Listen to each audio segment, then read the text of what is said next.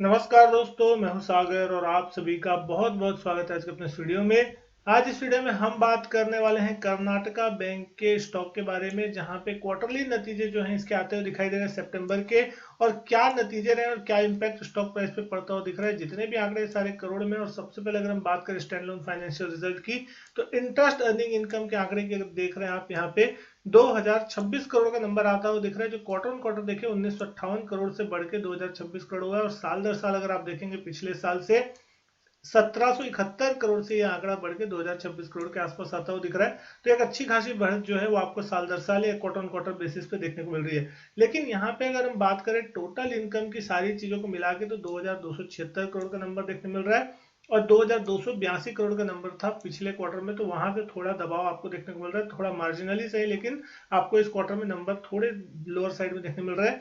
2031 करोड़ पिछले साल same quarter में नंबर था, तो वहां से यहाँ पे आपको एक अच्छी बढ़त जो है वो देखने को मिल रही है। लेकिन अब यहाँ पे बात करें अगर हम कि प्रोविजनिंग का नंबर किस तरीके का आता हुआ दिख रहा है, जो कि मार्केट यहाँ पे बहुत ही इंपॉर्टेंटली वॉच करता है, प्रोविजन और कॉन्टिजेंसीज का नंबर।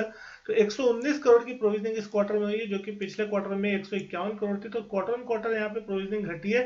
लेकिन साल दर साल देखें तो -13 करोड़ से बढ़ के 119 करोड़ होती हुई दिख रही है, जो कि कहीं ना कहीं एक नेगेटिव संकेत है।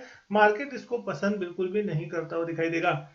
प्रॉफिट आफ्टर टैक्स की अगर हम बात करें, प्रॉफिट फॉर द पीरियड की सारे टैक्स के नंबर निकालने के बाद, तो आपको यहाँ नेट प्रॉफिट का आंकड़ा देखने को मिल रहा है 330 करोड़ रुपए का, जो कि पिछले क्वार्टर में 370 करोड़ था।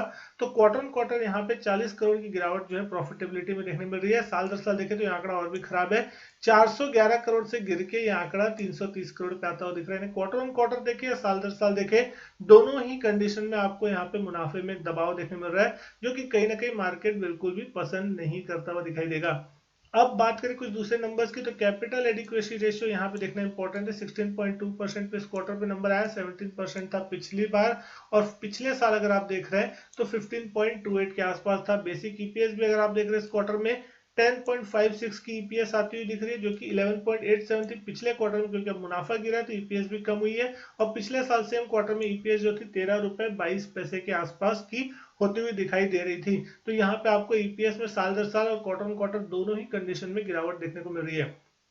अगर हम यहाँ बात करें अब एनपीए के टर्म में किस तरीके के एनपीए के नंबर देखने में, तो ग्रॉस एनपीए का नंबर आप देखेंगे 3.47 आता हुआ दिख रहा है, जो कि क्वार्टर ऑन क्वार्टर यहाँ पे थोड़ा इंप्रूव हुआ है, 3.68 से गिर के 3.47। लेकिन साल दर साल देखें तो 3.36 से बढ़ के 3.47। तो साल दर साल अगर आप देखें तो एनपीए में थोड़ी सी बढ़त जो है परसेंटेज टर्म में 10-11 बेसिस पॉइंट की देखने मिल रही है। नेट एनपीए देखे 1.36% पे आता हुआ दिख रहा है, जो कि पिछले क्वार्टर में 1.43 था।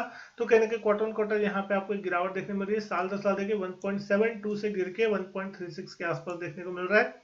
तो साल दर साल भी यहाँ पे एनपीए जो है, नेट एनपीए गिरता हुआ दिख रहा है, लेकिन ग्रॉस एनपीए जो है वो बढ़ता हुआ दिखाई दे रहा है। अब यहाँ पे बात करते हैं कि नतीजे के बाद किस तरीके के स्टॉक में मूवमेंट देखने मिल रहा है। तो आप चार्ट पे देख सकते हैं बहुत ही तेज गिरावट जो है नतीजों के बाद इस स्टॉक में बढ़ती हुई दिखाई दे रही है। जैसे ही नतीजा है उसके बाद मार्केट उस समय लगभग 237 238 के लेवल पे कामकाज कर रहा था। और उसके बाद अभी स्टॉक के अगर आप लेवल देख रहे हैं 218 के आसपास कामकाज करता हुआ दिख रहा है। यानी कि जहां पे कामकाज कर रहा था, तो पिछले कुछ मिनटों में यहाँ पे 7-8% की बड़ी तेज गिरावट जो है, मार जो है पड़ती हुई दिख रही है। मार्केट को नतीजे बिल्कुल पसंद नहीं आते हुए दिखाई दे रहे हैं। और अगर यहाँ पे हम देख रहे हैं डेली चार्ट पे, तो आज लगभग 7.5-8% का जो दबाव है वो स्टॉक में आज आपको साफ देखने को मिल रहा है ऊपरी लेवल से। इस स्टॉक में एक अच्छा खासा रनअप जो था पिछले 4-5 महीनों से देखने में था। मई जून के आसपास अगर आप देखेंगे 130-135 के लेवल से इस स्टॉक में एक तेजी चालू हुई थी, जो लगभग 250 तक जाती हुई दिखाई दी थी। और आज फाइनली स्टॉक बिल्कुल सपोर्ट रेंज के आसपास चलता हुआ दिख रहा है। अब ये स्टॉक के लिए एक लास्ट सपोर्ट रेंज है, जहां पे स्टॉक अभी फिलहाल कामकाज करता हुआ दिख रहा है, जो कि 215 से 217 के आसपास की रेंज है, जिसके आसपास स्टॉक अभी चल रहा है। ये एक आखिरी सपोर्ट है। अगर ये सपोर्ट को तोड़ देता है, इसके नीचे जाके क्लोज होने की कोशिश करता है, तो फिर कहीं ना कहीं यहाँ पे स्टॉक में थोड़ी गिरावट गहरा सकती है।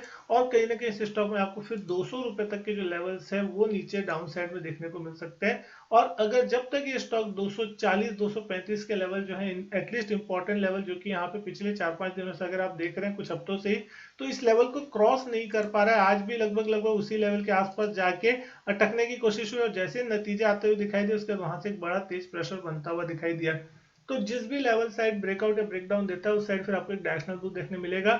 जो बड़ी गिरावट होनी है वो लगभग यहाँ पे नतीजों के बाद देखने को मिल गई कुछ ही मिनटों में। तो अब इंपॉर्टेंट होगा कि फ्रेश लेवल अगर कोई टूटते हैं तो फिर आपको यहाँ पे और भी बिकवाली बढ़ती हुई दिख सकती है और 200 रुपए तक की ये स्टॉक फिर कहीं ना कहीं आपको एक बार के लिए लेवल्स दिखा सकता है नीचे की तरफ।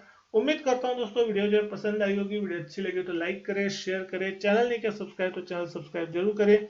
मैं आपसे मिलता हूं अपने नेक्स्ट वीडियो में, तब तक के लिए goodbye and thank you.